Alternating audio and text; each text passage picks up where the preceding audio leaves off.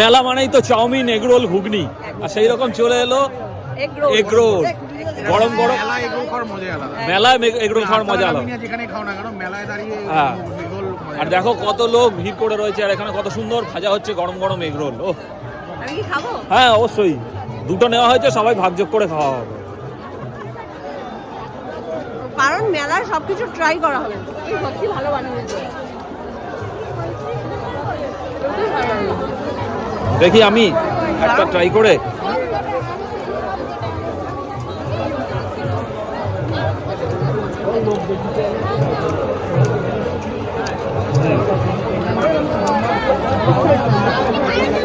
পুরো কড়া ভাজা, দারুণ টেস্ট হয়েছে, খুব ভালো লাগছে।